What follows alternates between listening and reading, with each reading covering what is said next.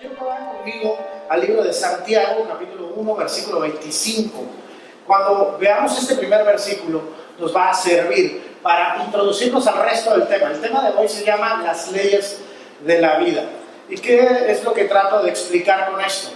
En la naturaleza existen una serie de leyes que estén escritas o no, creamos en ellas o no, se cumplen. Por ejemplo, cualquiera de nosotros quisiera volar, pero hay una ley que nos lo impide.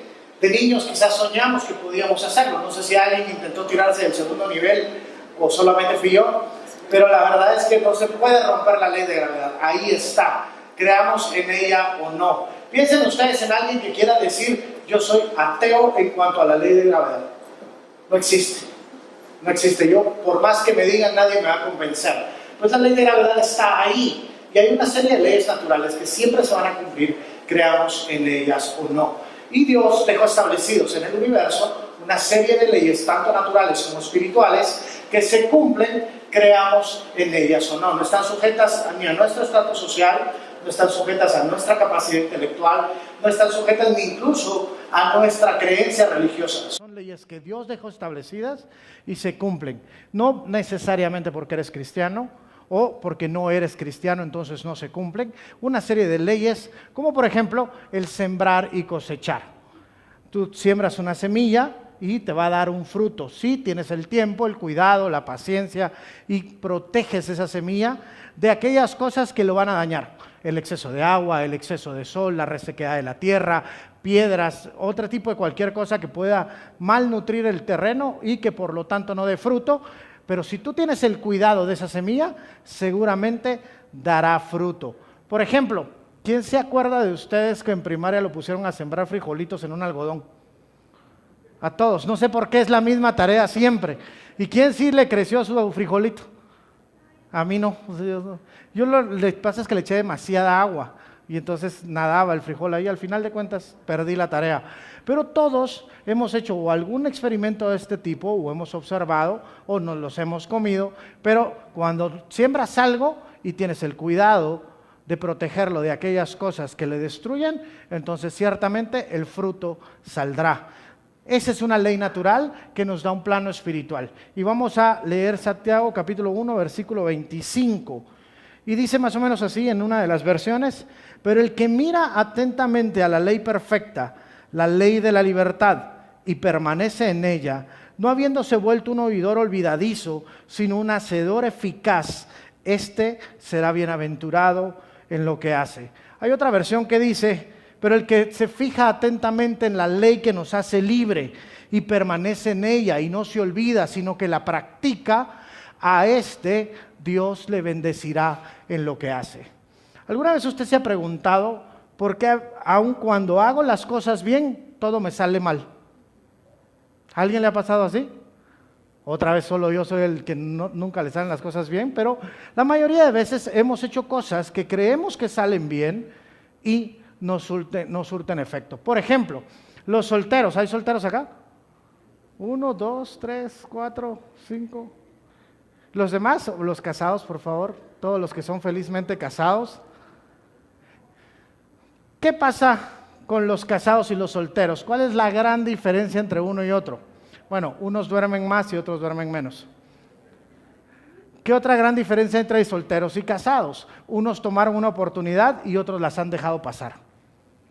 A veces la soltería es cuestión o de oportunidades o de ser melindrosos.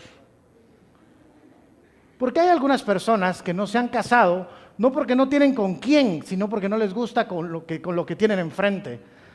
Y si ustedes van al libro de Daniel, y Daniel tenía una serie de imposiciones en la cárcel y le pusieron a comer, y toda la comida que era sacrificar a los ídolos y otras cosas, Daniel decide comer legumbres, lo que había y lo que era mejor para ellos. Así que todos los solteros que están acá, si no han encontrado su chuleta deliciosa ni nada, y solo hay legumbres en la iglesia, coman legumbres. Porque es lo que hay. Entonces, no hay una gran diferencia entre el soltero y el casado. Uno de ellos tomó una oportunidad y el otro no. Quiero que piensen los que están casados, ¿qué pasa si el día que le propusiste a tu esposa matrimonio hubieras decidido no hacerlo? ¿Será que un mes después te hubiera dicho que sí? ¿Será que un año después te hubiera dicho que sí? ¿O será que alguien más se hubiera adelantado? ¿Qué pasa con aquellos que hacen y toman las cosas por, digamos, por asalto, por sorpresa? Son más atrevidos, son más arrojados. Y otros hemos visto pasar las oportunidades. ¿Qué tal un empleo? Tú ibas a enviar la papelería y la envió tu amigo, y a él le dieron el trabajo y a ti no. ¿Qué tal un negocio? Querías abrir el negocio y la pensaste demasiado. Alguien más abrió el mismo negocio y tuvo éxito. Y tú te quedaste pensando. La vida tiene una serie de oportunidades y hay una serie de leyes que se van cumpliendo. Hagamos de ellas uso o no, o las haga alguien más uso. Entonces, el que mira atentamente la ley de la libertad y persevera en ella como un hacedor, no como alguien que lo olvida y practica lo que la ley de Cristo establece, a este Dios le bendecirá. Entonces, vamos a Gálatas capítulo 6. En Gálatas capítulo 6 vamos a encontrar este concepto de la ley de Cristo. Y voy a leer el capítulo 6, verso 1. Hermanos, aun si alguno es sorprendido en alguna falta, vosotros que sois espirituales, restauradlo en un espíritu de mansedumbre, mirándote a ti mismo, no sea que tú también seas tentado. Llevad los unos las cargas de los otros y cumplid así la ley de Cristo. Porque si alguno se cree que es algo no siendo nada, se engaña a sí mismo. Pero que cada uno examine su propia obra y entonces tendrá motivo para gloriarse solamente con respecto a sí mismo y no con respecto a otro. Porque cada uno llevará su propia carga. Tres cosas primeras. El pasaje está hablando de cuando alguien cae. Cuando alguien es sorprendido en una falta, significa que esta persona no confesó su falta, sino que la gente se dio cuenta. ¿Les ha pasado algo así? ¿Descubrir a alguien? ¿O estar comiendo en un restaurante y ven que viene entrando tu tío con una señora que no es tu tía? Y uno dice, bueno, pues de plano son compañeros. ¿Y cómo le toma la mano y le da heladito? Pues de plano la pobre señora no ha de tener un problema de artritis y por eso es que... Y luego ves que se van de la mano y dice, pues de plano la señora no mira bien, por eso la va guiando, le abre la puerta y entonces ya, caes, decís, no, de plano, no es mi tía y está en otra cosa. Pues la Biblia enseña de este tipo de personas que es sorprendido en una falta, no es alguien que ha confesado su falta, no es sorprendido en una falta. Y en esa primera parte dice, restáurenlo de alguna forma con mansedumbre, sean mansos para restaurarle. Ahora imagínense que alguno de ustedes, o yo, o cualquiera de los que estamos aquí, somos sorprendidos en una falta. Y el domingo el pastor nos invita a sentarnos adelante y nos dice que nos tiene una gran sorpresa. Y dice, vamos a pasar adelante a Periquito. Por favor, un aplauso a Periquito, que el día de hoy engañó 3 veces a su esposa. Y la esposa ya, sorprendida en una falta. Y que al más de eso, no fuéramos mansos a restaurarle, sino le atacáramos y lo juzgáramos y lo destruyéramos y aniquiláramos su poca autoestima, su poca reputación y criticáramos y chismeáramos y le bajáramos el cuero, que a veces cuesta, ¿verdad? Chismear es difícil, porque al final de cuentas uno no sabe si está diciendo la verdad, la mentira, le agregó, le puso, y cuando uno menos siente, ya le agregó de más. El versículo nos habla entonces de una persona que es sorprendida en una falta y que debe ser restaurado de una forma mansa.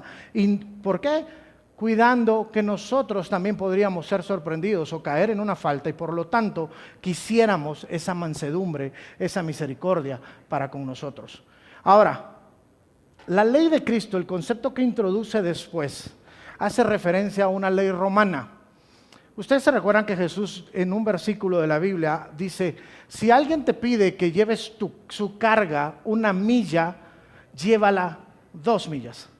Y el concepto de la milla extra. La ley romana establecía que un soldado romano o un ciudadano romano que llevaba su carga, la coraza, su escudo, la espada o cualquier carga que llevara, podía exigirle a cualquiera de los pueblos dominados que llevara su carga 1 milla. Y para eso establecían en todos los bulevares y en las carreteras principales del Imperio Romano unas piedras llamadas piedras miliares, que lo que hacían era marcar 1 milla hacia otra milla. Y esa era la seña de lo que debían de caminar. Entonces, si tomabas a alguien y le decías, hey, ¿sabes qué, Daniel? Llévame por favor mi carga, y te lleva todo a cuestas, ¿verdad? Entonces, no sé si ustedes han observado a alguien en el interior o en alguna vereda o en alguna montaña o lo que sea, llevar una carga de leña. Imponerse esa carga de leña es sumamente difícil. Y solamente usan yo no sé si es mecapal o necapal, la verdad es que no recuerdo bien la palabra, pero utilizan una pita, se la colocan y llevar la carga de una milla hasta la otra milla. Pues la ley de Cristo exigía, entonces, que si tenías que hacer eso una vez, tenías que hacerlo 2 veces, o el doble. Ahora, ¿significa eso para nosotros otra cosa? Creo que significa prácticamente esto. Los cristianos debemos de ser capaces de hacer más allá de lo que nos es obligado a hacer, más allá de aquello que nos pagan, más allá de aquello que nos es impuesto o pedido. ¿Significa entonces que debemos de trabajar más de 8 horas? No, pero sí significa que el cristiano debería de producir y ser más efectivo y ser mejor en las 8 horas que lo que son los demás, por una sencilla razón. La Biblia dice que si trabajamos para Cristo. Si hacemos algo, hacedlo como para el Señor. Ahora, pregunta, ¿quiénes trabajan acá en un empleo donde tienen que marcar de hora de entrada? 1, 2, 3, 10, bastantes. Pregunta, ¿qué tan temprano llegarías a tu empresa si el gerente de recursos humanos fuera Jesús? ¿Temprano? ¿Muy temprano? ¿O tarde? Ahora imagínense llegando a la oficina de Jesús en el área de recursos humanos y él está sentado y te dice, Daniel, ven, siéntate.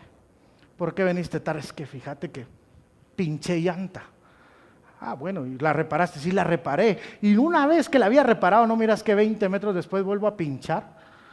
No, hombre, ¿y qué hiciste? Pues la reparé también. Pero en eso no miras que se me calentó el carro. Y le eché agua. Y cuando lo logré llegar a la gasolinera me doy cuenta que no tenía gasolina. Y ya cuando le iba a echar gasolina me di cuenta que le eché diésel. Y entonces no servía por eso. Y empezamos a inventar una serie de excusas y mentiras por las cuales no hicimos lo que teníamos que hacer. Ahora, si nosotros entendiéramos que todo lo que hacemos lo hacemos como para el Señor, creo que la cosa sería diferente. ¿Qué tan bien trabajarías? ¿Qué tan temprano llegarías? ¿Qué tan excelente hicieras las cosas? El libro de Daniel relata que Daniel y sus amigos fueron capturados y en todo lo que fueron puestos a prueba fueron hallados 10 veces mejores. Ellos eran 10 veces mejores que todos los demás. Entonces, la ley de Cristo nos exige hacer más allá de lo que nos es pedido y de lo que nos es obligado. Pero, dice también en este pasaje, examine cada uno su obra. Y si tiene algo de qué gloriarse, gloríese para sí mismo. Quiere decir que si al hacer un examen de nosotros mismos nos damos cuenta que hemos hecho las cosas bien, guárdatelo, consérvalo. Es tu gloria, es la que tú tienes, pero no es para darla a los otros, no es para decirla a los otros, sino es para presumirla a los otros, sino que cada uno de nosotros guardamos esa obra evaluada por nosotros, porque cada uno llevará su propia carga. Les voy a hacer una pregunta muy puntual. ¿Quiénes de ustedes tienen cargas el día de hoy? Algunos tienen una carga económica, algunos tienen una carga física, algunos están sufriendo por una enfermedad personal o la enfermedad de un familiar, o la empresa está pasando por problemas, o el trabajo está difícil, o están a punto de despedirme, una serie de cargas. La pregunta es, al evaluarte a ti mismo, ¿cuál es el resultado? ¿Estás haciendo lo que debes de hacer o no estás haciendo lo que debes de hacer? Sigamos. Regresemos a Gálatas, capítulo 6, y ahora vamos a leer el versículo 6. Y al que se le enseña la palabra, que comparta toda cosa buena con el que le enseña. No os dejéis engañar, que de Dios nadie se burla, pues todo lo que el hombre siembra, eso también cosecha. Porque el que siembra para su propia carne, de la carne segará corrupción, pero el que siembra para el Espíritu, del Espíritu segará vida eterna. Y no nos cansemos de hacer el bien, pues a su tiempo, si no nos cansamos, segaremos. Así que entonces hagamos bien a todos según tengamos oportunidad y especialmente a los de la familia de la fe. Primera ley, la ley de la siembra y la cosecha. Todo lo que el hombre siembra, eso también cosecha.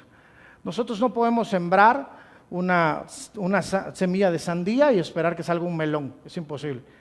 No podemos sembrar para la carne y pretender cosechar para el espíritu. No podemos sembrar en el espíritu y creer que con eso cosecharemos en la carne. Les voy a poner un ejemplo muy simple. Los que estudian todavía, no puedes pasar la noche en vigilia orando y pretender que al día siguiente vas a ganar el examen porque oraste. Es diferente pasar en vigilia estudiando y aunque hayas orado, aunque sea 5 minutos, seguramente ganarás el examen.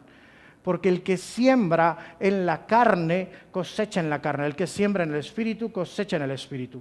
Ahora, una pregunta. ¿Nunca les ha preguntado, regreso a la pregunta de cuando hacemos las cosas bien pero no salen, o aparentemente estamos haciendo las cosas bien pero no salen? ¿Qué pasa con aquellas personas que son muy virtuosas? Les voy a poner un ejemplo de una chica que es amable, es bonita, es educada, es servicial, es cristiana, de buenos modales, de buenas costumbres, pero sola, soltera. Y su carga es, Señor, la Biblia dice, mujer virtuosa, ¿quién la hallará? Pero yo ya me puse en media Roosevelt y nadie me encuentra. Y Señor, alguien que me encuentre. ¿Sí? Y todos los días usa su playera de servidora que dice, ¿en qué puedo servirle? ¿Y qué pasa con esta chica? ¿Por qué no? ¿Por qué hay algo que tiene de malo? Y entonces cuando tú ves y examinas a esta persona y dices, pero sí es bonita, es agradable, es educada, es virtuosa, es cristiana, tiene todos los atributos y todas las virtudes que sus padres admiran. Oh, ahí está el problema. Solo sus padres conocen sus virtudes. Porque cuando tú le preguntas a esta chica si socializa, si tiene amigos, si va a reuniones, si se reúne con otros amigos en la universidad, si se hace de más amigos, te dice no. No, porque yo me mantengo en mi casa, yo hago esto, yo hago lo otro, y se mantiene aislada. Entonces, aunque tenga todas esas virtudes, nadie las conoce. Nadie las descubre. Es más, aunque sus papás pongan un anuncio en la prensa, se renta chica bonita cristiana, con valores, busca hombre que se los quite. No se puede. Tienes que estar ahí. Porque aunque siembres en el espíritu todas esas virtudes, hay una siembra en lo material que tiene que ver con las relaciones para cosechar en lo material. Porque tú quieres un esposo material, no un esposo espiritual. Ahora, imagínate, yo sé que tú algún día te anhelas casar con Cristo, pero sé que no quieres pasar soltera diciendo, seré la esposa del Señor hasta que me muera. Esta chica quiere casarse y esa chica necesitará relacionarse con otras personas. Cierro con esto el ejemplo.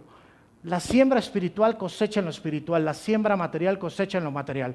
Si nosotros queremos cosas materiales, sembraremos en lo material, y si queremos cosas espirituales, sembraremos en lo espiritual.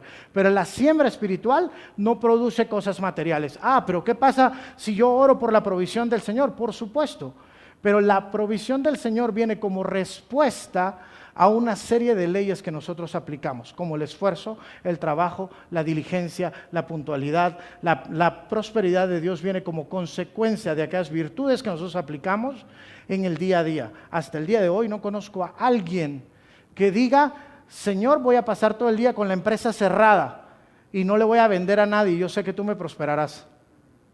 Hay que abrir la tienda. Yo sé que nadie ora y dice, hoy no voy a ir a trabajar y mi jefe me va a perdonar, porque le voy a decir que estuve orando todo el día. No se puede. Tienes que ir, presentarte, trabajar y ser un buen trabajador. Tienes que ir a abrir la tienda y ser el mejor comerciante que tienes que ser. Tienes que abrir el negocio, la clínica, el laboratorio o lo que sea que tengas y ser el mejor, para que como consecuencia de hacer las cosas de manera ordenada, diligente, decentemente y en orden, entonces la bendición de Dios viene como consecuencia de sembrar y cosechar. Sembrar en lo material para cosechar en lo material, sembrar en lo espiritual para cosechar en lo espiritual. Entonces, ¿de qué nos sirve la oración? La oración nos ayuda a sembrar en lo espiritual y cosechar en lo espiritual las virtudes de Cristo. La oración sirve para doblegar mi ego, para ser más humilde, para entender que sin Él no puedo hacer las cosas. Veamos una segunda ley. La ley de la honra hacia los padres. ¿Quiénes todavía cuentan con sus papás con vida? ¿Sí? ¿Y quiénes de ustedes los visitan seguido? A veces se complica, ¿verdad? A veces después de ver a los papás todos los fines de semana o todo el tiempo o todos los días, de repente ir a visitarlos se vuelve mucho más complejo. Pero siempre he visto yo en los funerales a la gente lamentarse por el tiempo que no pasaron con los padres. Y diciendo, ojalá Dios me diera un solo día más con mi mamá. Ojalá Dios me diera una sola semana más con mi mamá para poder decirle lo que no le dije. Pero la honra a los padres no solamente tiene que ver cuando seamos pequeños y estamos bajo su dominio. Tiene que ver con honra más que solo con obediencia. Ustedes pueden obedecer a alguien y no honrarlo. Tan simple como esto. ¿Quiénes cumplen su horario de trabajo? Trabajan, pero no honran a su jefe. No me parece digno de honra, no le doy honra. No me interesa honrarlo, no lo honro, pero cumplo y obedezco. Me interesa un poco o menos lo que él diga, lo que él piense, entonces no le honro. Igual los hijos, nosotros podemos obedecer a nuestros padres y no honrarlos. Podemos ser obedientes a ellos y no necesariamente honrarlos. La honra va más allá de la obediencia. Entonces, ¿qué tiene que ver la honra? La honra es hacer aquellas cosas que harían sentir orgullosos y dichosos a mis padres, aún y cuando no lo merezcan o yo crea que no lo merezcan. Porque entonces me dirás, ¿y qué pasa con aquellos que tenemos padres que no tienen mucha gracia que digamos, por ponerlo en una palabra? ¿Sí? Yo sé que algunos se imaginaron que iba a decir desgraciados, pero no. El punto es, tenemos papás que no merecen honra, o que en nuestra forma de ver, entender, no merecen honra, o que lo que han hecho o el ejemplo que nos han dado no es un ejemplo honroso. La Biblia ordena darles honra no condicionada. Ningún momento la Biblia ordena que honra a tu padre y a tu madre si verdaderamente se portan bien contigo. Honra a tu padre y a tu madre si te compran un carro de adolescente. Honra a tu padre y a tu madre si te dan buenos estudios. Honra a tu padre y a tu madre. No, dice honra a tu padre y a tu madre para que te vaya bien y seas de larga vida sobre la tierra. Si yo les pregunto a ustedes, cada uno me dirá que quiere que le vaya bien. Si tú abres un negocio, tú quieres que te vaya bien. Si tú vas a estudiar, quieres que te vaya bien. Si tú pones tu empeño en tu trabajo, tú quieres que te vaya bien. Y la ley es, honra a tu padre y a tu madre para que te vaya bien. Y la lógica de esto es esta.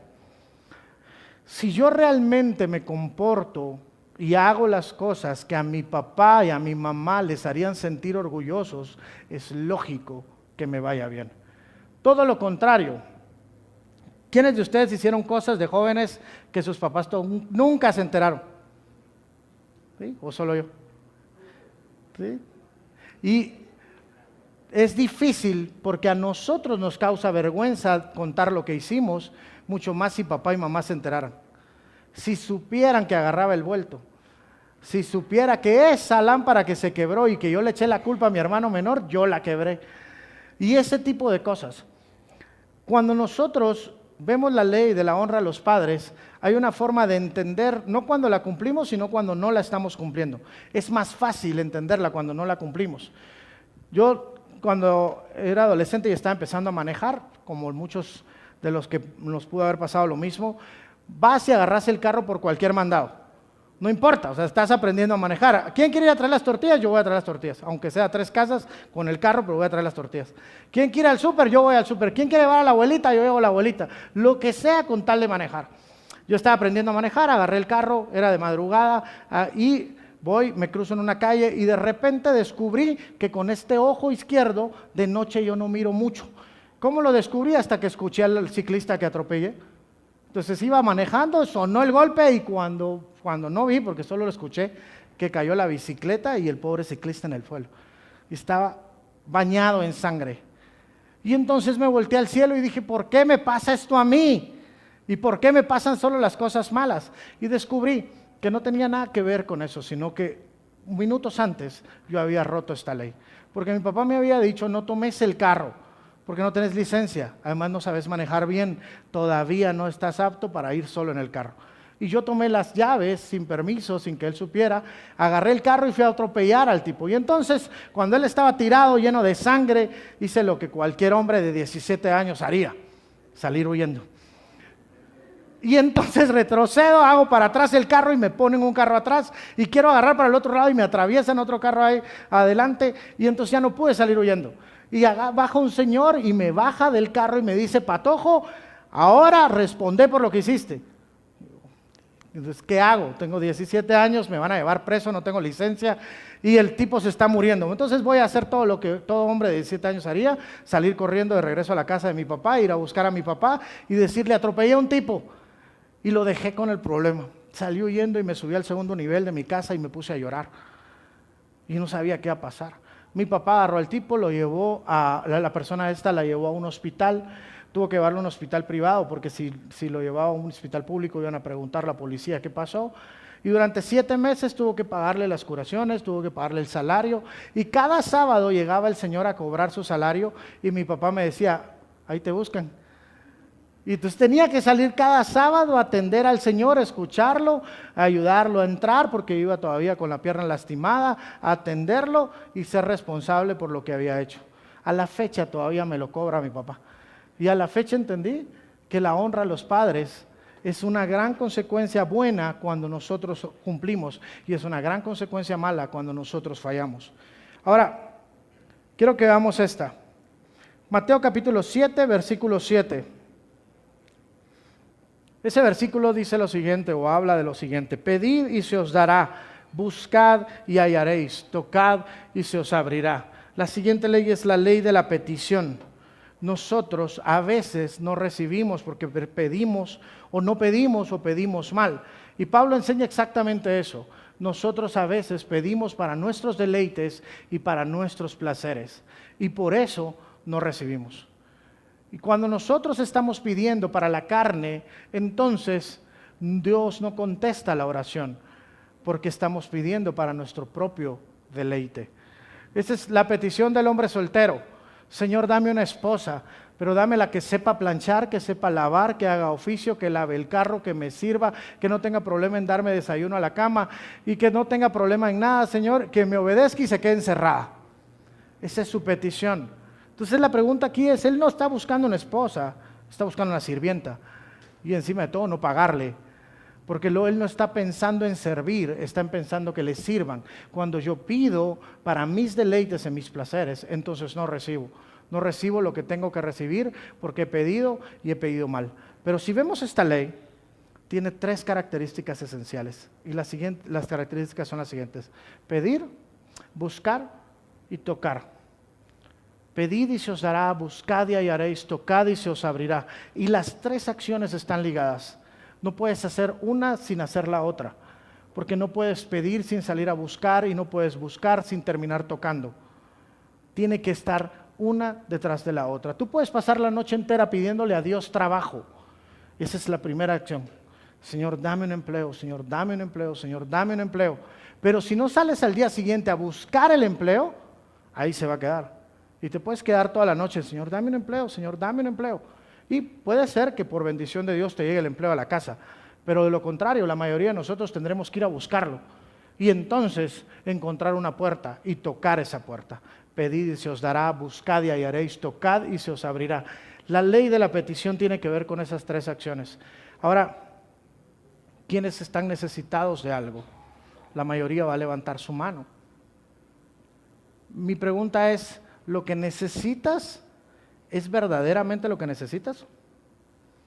¿Estás seguro de lo que tú crees que es una necesidad, verdaderamente es una necesidad? ¿O solamente en tu forma de ver y entender es una necesidad? Porque es distinto lo que yo creo que es necesario a lo que verdaderamente es necesario. Vamos a ver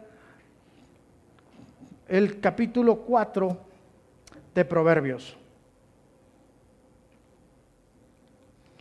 Proverbios 4, capítulo 7. Perdón, capítulo 4 de Proverbios, verso 7.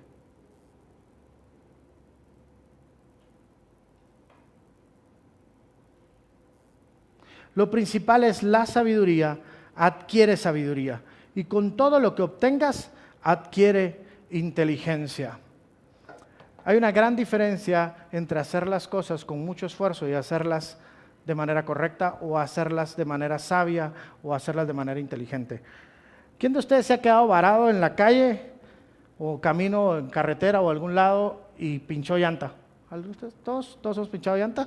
¿Quién se ha quedado pinchado llanta sin tríquet? Ya somos varios. A mí me pasó que me quedo sin tríquet y cuando voy para abrir el baúl no hay tríquet. Y además que no había tríquet, tampoco había llave de chuchos. Y entonces en ese momento y de noche uno empieza a rogarle a Dios que no lo violen, que no le pase nada, que tus ángeles acampen alrededor mío, cualquier otra cosa. Y entonces encuentro un alicate y me pongo a tratar de cambiar la llanta con el alicate. Y encima de todo a tratar de levantar el carro con el trozo y a tratar, algo tengo que hacer, digo, algo tengo que hacer. Y empiezo a querer cambiar los chuchos, no solo me lastimé la mano, no logré cambiar ni un solo chucho. ¿Por qué? Por una sencilla razón, así no se cambia una llanta. Ahora, pregunta, ¿cuántos de nosotros hemos actuado sin sabiduría y sin inteligencia? Y hemos querido hacer las cosas a nuestra manera. Es que así es que se tiene que poder, es que se tiene que poder. Y tal vez estás pretendiendo una chica y todos tus amigos te dicen, no te conviene, esa no es. No, es que tiene que caer, tiene que caer. ¡Ja! No ha nacido mujer que se me niegue, dicen. Y estás de necio, terco. Oh, las chicas, tu mamá te dice, mija, ese patojo no me gusta para ti. ¿Pero por qué, mamá? Huele muy feo, algo ha de fumar, pero huele feo. Ese patojo no me gusta, no lo quiero para ti. No es de tus costumbres, no es de tus principios, no es alguien para ti. Pero tú dices, no, ese es el que quiero yo, ese es el que quiero yo y ese es el que quiero yo. Y vas a ver, mamá, yo lo voy a convertir. No sé en qué, pero lo va a convertir. Y cuando ves y lees en Sansón, y Sansón tenía la misma actitud de esa es la que yo quiero, esa es la que yo quiero. Y le dice a los papás, tómenme a esa por mujer porque esa es la que yo quiero. Y se llega y le toman a esa mujer y se queda con ella. Años después baja a otro pueblo y agarra a una prostituta y dice, esa es la que yo quiero. Años después se encuentra a Dalila y dice, esa es la que yo quiero. Y entonces Dalila lo lleva a su propia ruina. Y el hombre de Dios que tenía la visión, el hombre de Dios que tenía el talento, el hombre de Dios que tenía la unción para liberar al pueblo, termina como un payaso haciéndole la fiesta a los filisteos. Porque en medio de la fiesta llaman a Sansón y dicen, traigan a Sansón para que nos divierta. Entonces, era el hombre de Dios que terminó siendo el payaso de la fiesta. Porque eso es lo que tú y yo nos convertimos cuando somos tan tercos de querer hacer lo que nos da la gana y no cumplir la voluntad de Dios. ¿Y qué es lo que le pasó a Sansón? Termina sin los ojos y le arrancaron los ojos. Y eso es lo que a ti y a mí nos pasa cuando perdemos la visión de parte de Dios por hacer lo que nos da la gana. Por decir, eso es lo que yo quiero, eso es lo que yo quiero. Tómenme eso es lo que yo quiero. Y cuando no somos sabios y no aprendemos sabiduría y somos tan tercos de querer cambiar una llanta con un alicate, de querer agarrar una mujer que no es la nuestra, de querer hacer las cosas que no debemos de hacer, por una sencilla razón, no somos sabios. Y la ley de sabiduría dice, pedid esa sabiduría, busca la sabiduría. Vamos a ir terminando con dos leyes muy importantes. La Biblia enseña que debemos de ser misericordiosos para alcanzar misericordia. Y todo esto tiene una conexión con la primera parte que hablamos acerca de aquel que es sorprendido en una falta y debe ser restaurado con mansedumbre. Cuando a ti te sorprenden en una falta, de verdad anhelas misericordia. ¿Ustedes creen que todas estas personas que están ahorita enfrentando procesos penales y salen en las noticias y son mal tratados, no quisieran misericordia? Pero todo el pueblo hoy los vemos y vemos a esas personas y decimos queremos justicia, que se les juzgue y se les condene. Pero eso es porque es nuestra ley humana.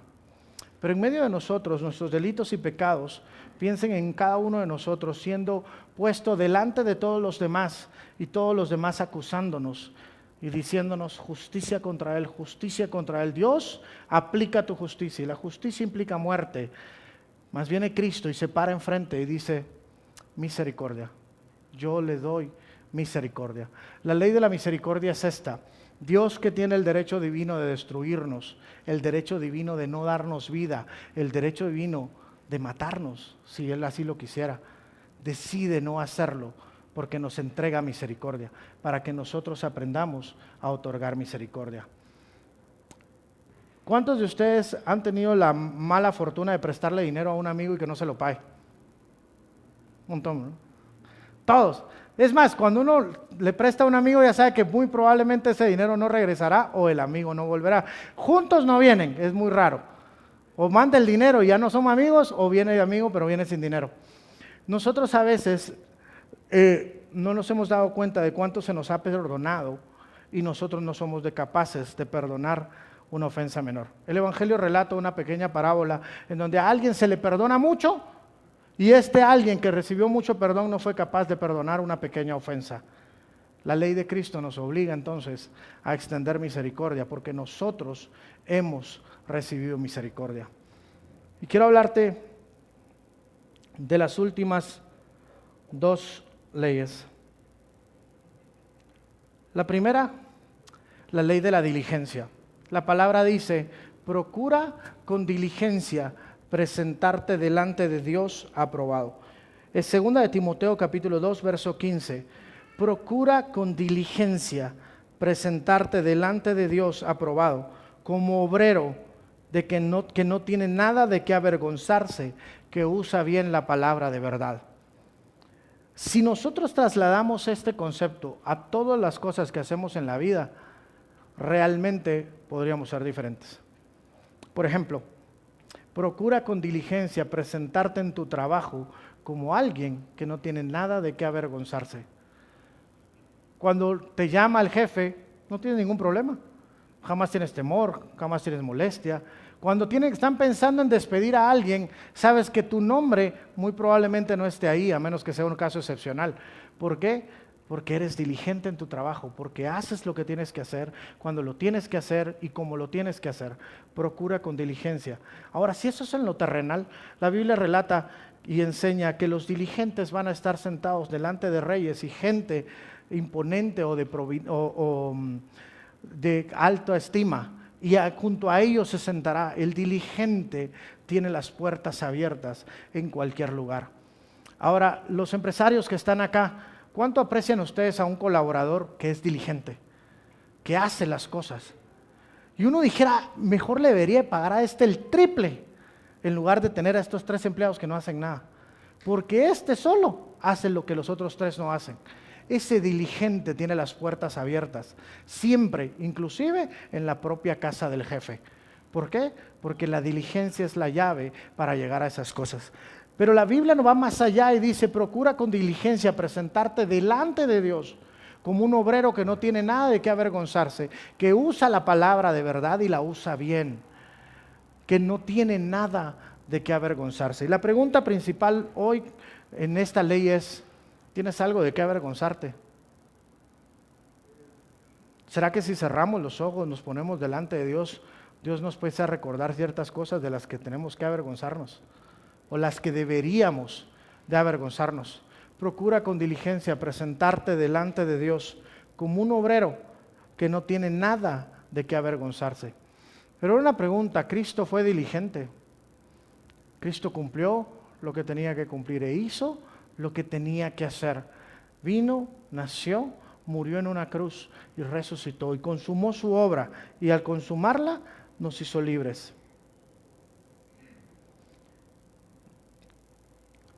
Hay una ley que está inmersa en todas estas. Es la ley de la honra. Y no es solo la ley de la honra a los padres, sino la honra con la que hacemos las cosas. Cuando tú ganas un examen, pero hiciste trampa, hay victoria, pero no hay honra. Cuando tú vas en una competencia y haces trampa, hay victoria, pero no hay honra. Cuando tuviste un buen año en tu empresa, pero evadiste impuestos, hay victoria, pero no hay honra. Cuando tú sabes que no hiciste las cosas correctamente, hay victoria, pero no hay honra.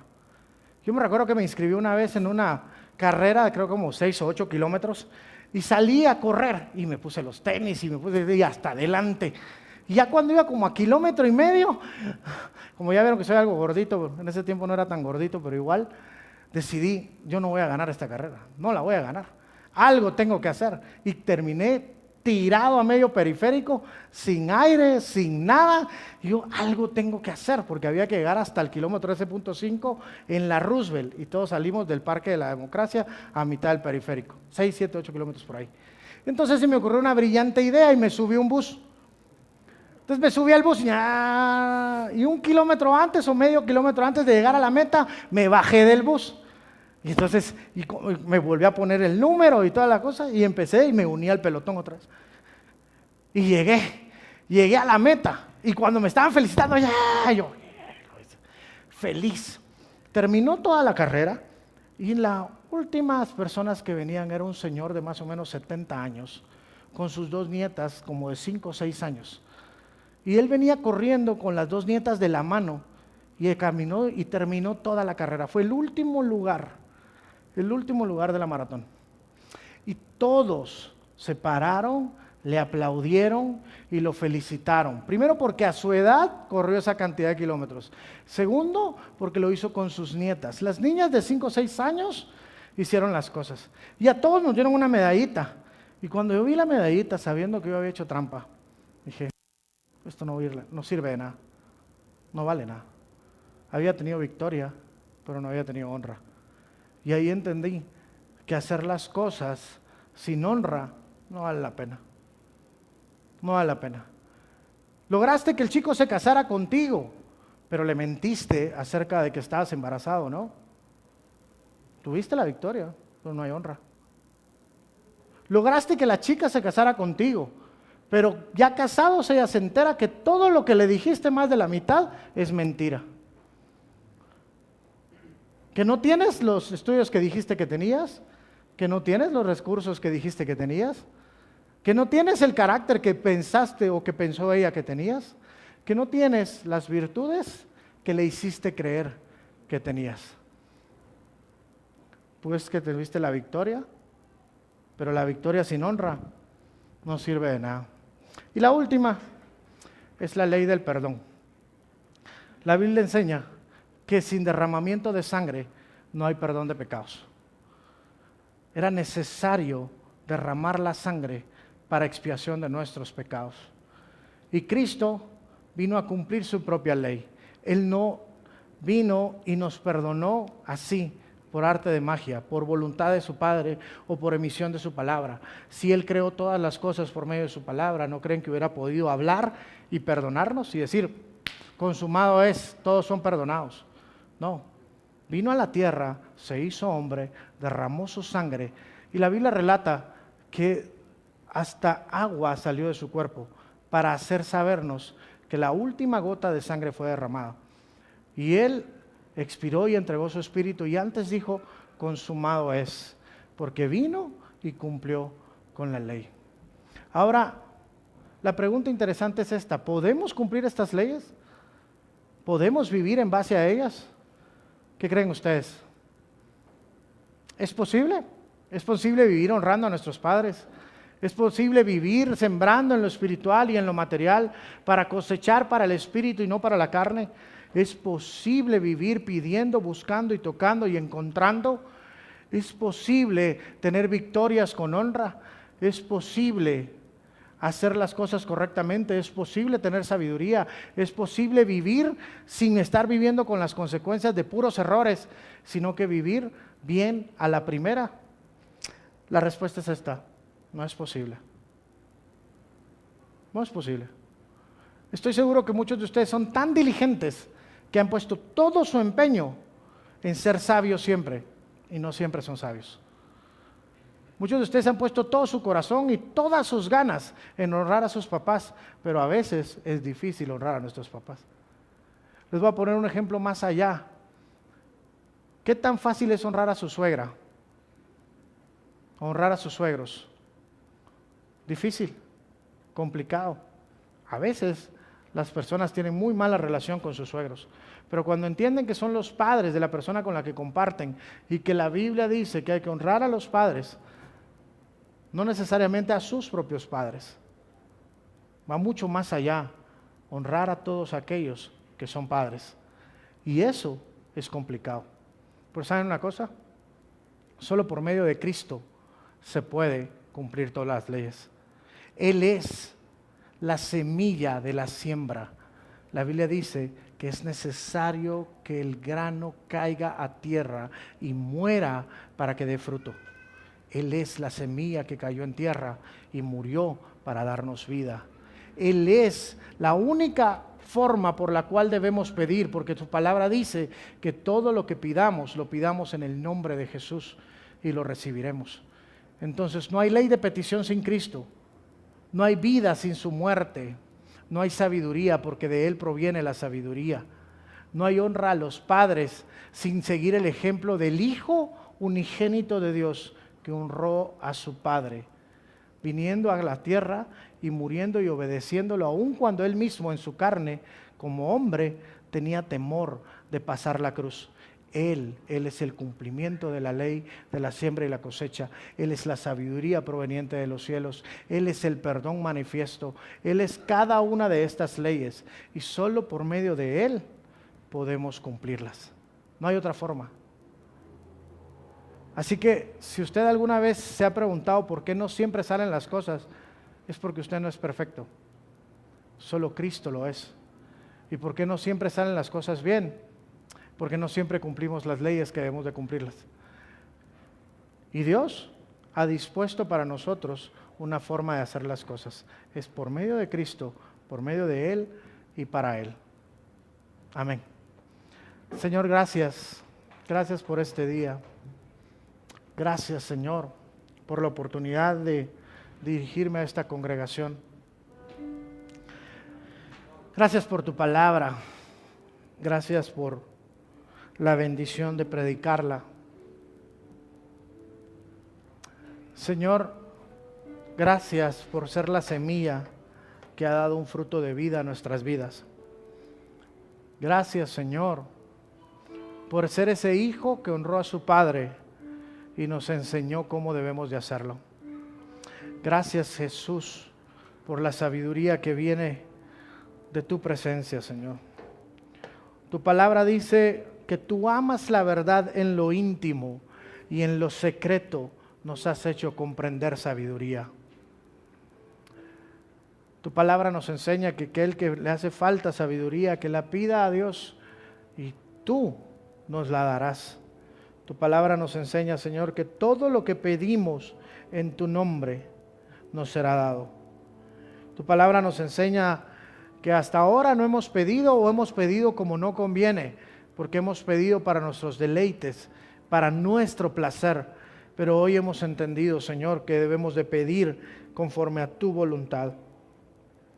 Ayúdanos a buscar y encontrar. Ayúdanos a tocar las puertas correctas para que se abran. Danos la sabiduría necesaria, Señor. Ayúdanos a ser agradecidos. Y ten misericordia de nosotros y enséñanos a ser misericordiosos, para que podamos ser diligentes en toda buena obra. Y que en cada obra que hagamos, Señor, la hagamos para ti. Ayúdanos, Señor, a obtener victoria con honra, a hacer las cosas correctamente, Señor. Ayúdanos, Señor, a cumplir tu ley. Y la ley del perdón tiene un elemento más. La Biblia dice que si confesamos nuestros pecados, Él es fiel y Él es justo para perdonarnos. Yo quisiera que me acompañes en una oración y ahí con tus ojos cerrados puedas repetir esta pequeña oración con toda la fe que puedas tener. Y que me ayudes a orar para apoyar a otros que quizás sea la primera vez que hagan esta oración. Pero si tú has entendido y has examinado tu obra, como dice Santiago, que debemos de evaluar nuestra obra, y que al evaluarnos o al evaluarte has concluido que necesitas el perdón de tus pecados, haz esta pequeña oración conmigo junto con toda la iglesia y dile: Señor Jesús, esta mañana yo entiendo que necesito tu perdón. Necesito que perdones mis pecados, que llegues a mi corazón, que habites en él y me hagas una nueva criatura. Yo reconozco que eres el Señor de mi vida, el Hijo de Dios, que moriste por mí para el perdón de mis pecados. Yo te pido que entres a mi corazón y habites en él y me ayudes a estar delante del Padre y recibir tu perdón. Gracias, Señor.